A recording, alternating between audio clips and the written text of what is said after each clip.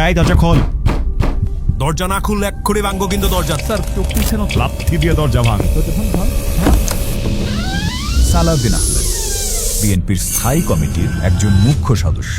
2014 নির্বাচন পরবর্তী সময়ে যখন রাজনৈতিক কর্মীদের ব্যাপক হারে গ্রেপ্তার করা হচ্ছিল, তখন বিএনপির মুখপাত্র হিসেবে তিনি আত্মগোপনে থেকে দায়িত্ব পালন করছিলেন।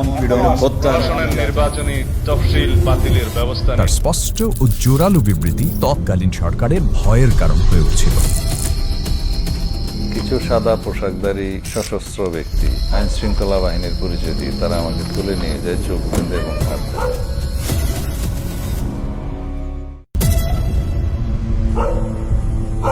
অপহরণের পর কোনো এক অজ্ঞাত আয়নাঘরের একটি সেলে দীর্ঘ 61 দিন তাকে বন্দী করে রাখা হয়। সেই কক্ষটা 5 ফিট বাই 10 ফিটের বেশি বড় হবে না। ওখানে কেবল একটা পানির ট্যাপ, এক সাইডে একটা ছিদ্র ছিল যাতে পেশাব পায়খানা করা যায়। খানা পিনা দেওয়ার জন্য একজন আসতো। সালাউদ্দিন আহমেদের খোঁজ চেয়ে বিভিন্ন আন্তর্জাতিক সংস্থা সে সময় সরকারের উপর ব্যাপক চাপ তৈরি করে। অন্যদিকে 2012 সালে নিখোঁজ হওয়া ইলিয়াস আলীর জন্য দেশ জুড়ে গুম বিরোধী আন্দোলন শুরু হওয়ায় পরিস্থিতি ক্রমেই সরকারের আয়ত্তের বাইরে চলে যাচ্ছিল।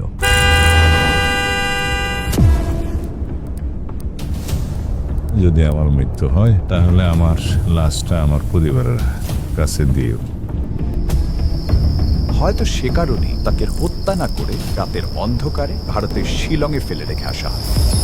এরপর দীর্ঘ 8 বছর ভারতে অবৈধ অনুপ্রবেশের মামলা লড়ে বেকসুর খালাস পান তিনি, কিন্তু তাকে দেশে ফিরতে দেওয়া হয়নি।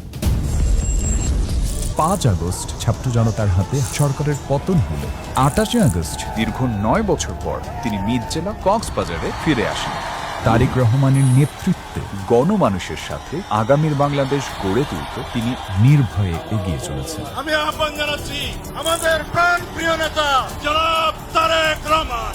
I have a plan. মানুষের সেবা ও দেশের নেতৃত্বে এগিয়ে আসুন।